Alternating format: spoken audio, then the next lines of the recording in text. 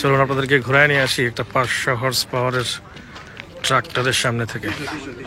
Just imagine, এটা 500 horse power একটা tractor, 2 জন বা 3 জন মানুষের সমান হাইট। দেখে বোঝা যাচ্ছে কি সাইজের চাকা এবং কি সাইজের কেবিন, কতটুকু হাইট জাস্ট দেখেন।